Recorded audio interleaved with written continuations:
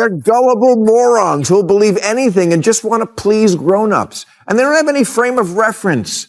So they normalize whatever's happening. That's why endlessly talking about gender to 6-year-olds isn't just inappropriate. It's what the law would call entrapment, which means enticing people into doing something they wouldn't ordinarily do.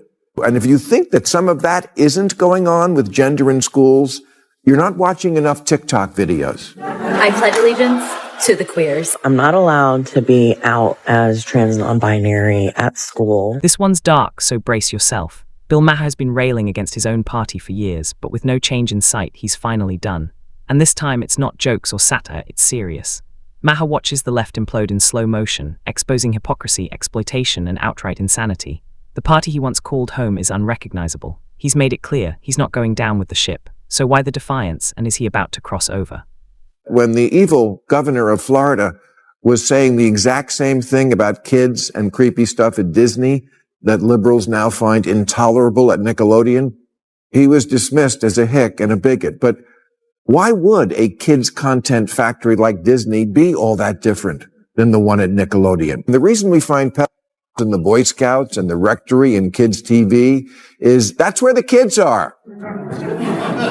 DeSantis wasn't wrong, but we're so tribal now, the left will overlook child if the guy from the wrong party calls it out. Bill Maher isn't some right-wing firebrand. He's a lifelong liberal who once believed the left stood for truth, but now he sees through the facade and it disgusts him.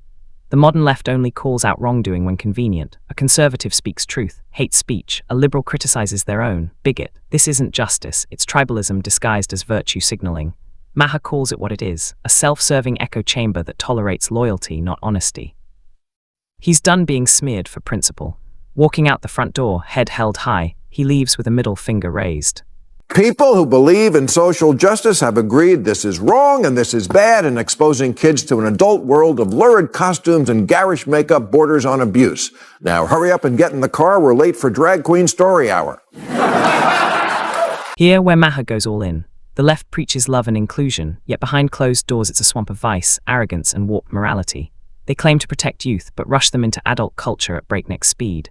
Gender ideology lessons, hypersexualized events, they call it education, Maher calls it control. Their moral high ground is rotten at the core. He sees the corruption clearly and refuses to be complicit.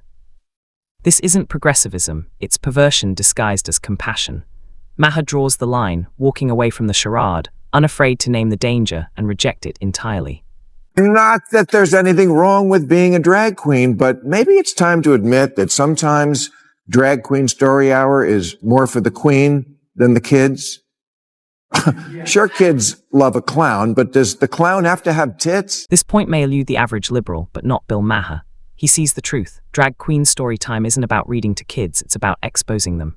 Men dressed as women perform for children to satisfy adult identity theatrics under the guise of tolerance. It's never about education or diversity, it's about adult validation. Maher calls it ego, not empathy, attention-seeking, not character building. And they know it, yet challenging it earns you the transphobe label. Maher refuses to play along. He's speaking for millions, drawing a line. Stop using children as props for performative agendas. And when I see a 5-year-old tipping at a bar under a sign that says it's not going to lick itself, do I have to pretend that's cool in order to keep my liberal ID card? Sorry, I can't do that.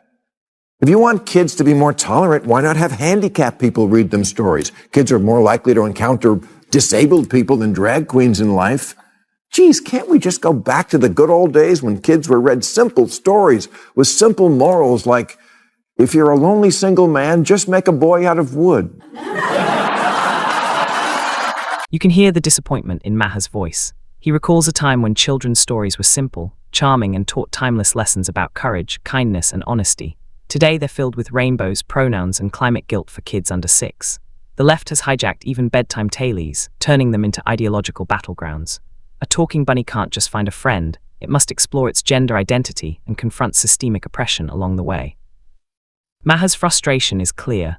Childhood was once sacred, now it's a political experiment. He mourns the loss of innocence and refuses to watch kids be dragged into this cultural theater. I've said it before, wokeness is not an extension of liberalism anymore. It's more often taking something so far that it becomes the opposite. Teaching kids not to hate or judge those who are different, great. Proud we got there, all for that. But at a certain point, inclusion becomes promotion. And contrary to current progressive dogma, children aren't miniature adults wise beyond their years. They're morons. It's not just activists. The rot reaches the very top. Maher tears into the so-called leaders of the Democratic Party, AOC Bernie Sanders, Gavin Newsom, the high priests of wokeism. Bernie once fought millionaires, now he picks on billionaires like a socialist scavenger. Newsom let homes burn in Pacific Palisades to save a fish. AOC labels you a misogynist if you didn't vote for Kamala Harris. This isn't leadership, it's delusion in a pantsuit. Maher's message is clear. If this is the future of the Democratic Party, count him out. He won't follow a cult draped in climate slogans and social justice hashtags. Chaos, division, and failure await, and he's not joining their woke funeral procession. They're gullible morons who'll believe anything and just want to please grown-ups. And they don't have any frame of reference. So they normalize whatever's happening. That's why endlessly talking about gender to 6-year-olds isn't just inappropriate. It's what the law would call entrapment, which means enticing people into doing something they wouldn't ordinarily do. For example, after 9/11, there were several cases of overzealous federal agents leading sad losers into terrorist plots, like the undercover FBI agent who got 7 out-of-work dudes in Liberty City, Florida, to sign on to a plot to bomb the Sears Tower in Chicago. Oh, please, these guys didn't even have a gun. Where Maher truly breaks from the herd. He isn't a conservative, but when it comes to children, he draws a hard line, and the left crossed it. They're not just pushing ideologies, they're reprogramming childhood itself. Maher joins millions of concerned Americans, parents, teachers, and yes, conservatives, who watch in horror as the left tramples over innocence like it's outdated furniture. Drag shows for kids, hormone treatments for teens, pronoun drills in kindergarten, the left doesn't blink. Maher does, that's why he's walking away. When liberals start sounding like Republicans on children's issues, it's clear the left has completely lost the plot. And if you think that some of that isn't going on with gender in schools, you're not watching enough TikTok videos. I pledge allegiance to the queers. I'm not allowed to be out as trans non-binary at school. My response to this is to be as obnoxiously queer as possible. There's a certain kind of activist these days who wants to take heterosexuality, old school, old-fashioned, boring, minding its own business heterosexuality, and lump it in with patriarchy and sexism and racism and tell kids, wouldn't it be cool if you were anything but that? Remember the days when being straight wasn't controversial? The left doesn't. They've turned heterosexuality into a supposed relic of patriarchal oppression. Maher mocks the idea that loving your spouse, raising children, and living normally is suddenly offensive. The left treats basic life choices like heresy, labeling anyone who defends them a bigot. Maher isn't playing that game anymore. Straight Americans, especially straight men, have become scapegoats for everything from climate change to colonialism. He sees the insanity of it all and refuses to apologize for being a man who loves women. Period. It's a firm stand against ideological overreach and cultural absurdity. I never used the phrase gay agenda because I thought it was mostly nonsense. And it is. Mostly. But a director for Disney Television Animation did say after she was hired, the showrunners were super welcoming to my not at all secret gay agenda. I was just wherever I could, just basically adding queerness. No one would stop me and no one was trying to stop me. Look, I'm all for adding queerness wherever. I put some in my drink before I came out here tonight.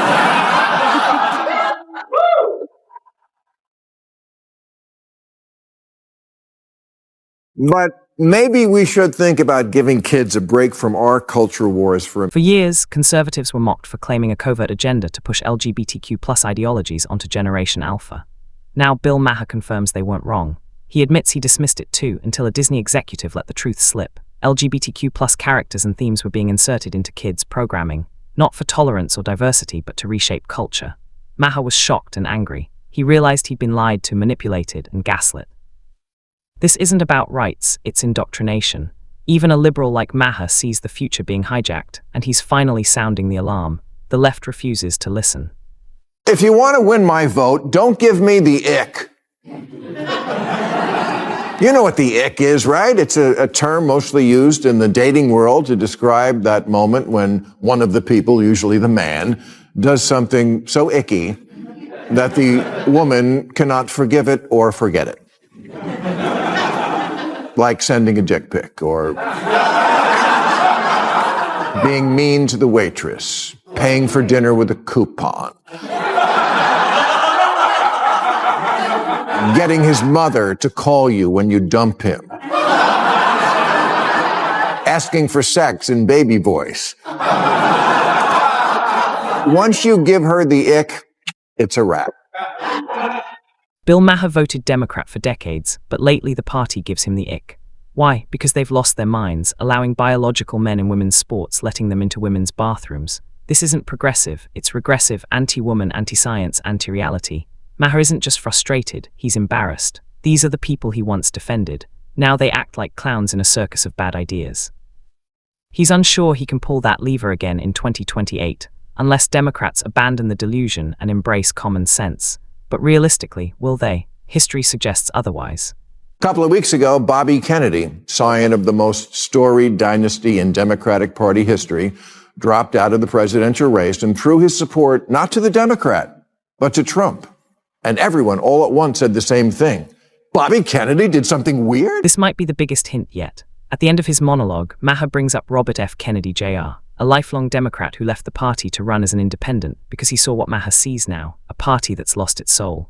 Maher didn't say he's joining the GOP, but he didn't rule it out either. He's testing the waters. If the Democratic Party keeps spiraling into madness, Maher might just do the unthinkable. He's not a Fox News recruit. He's a liberal realist watching his side descend into a cult of feelings, where facts are optional, biology is offensive, and victimhood is king. He's done defending nonsense, done pretending insanity is progress, done being called a bigot for common sense. Truth has become radioactive on the left, and Maher isn't flying their rainbow flag of lunacy anymore. The left is unraveling, and Maher just cut the final thread.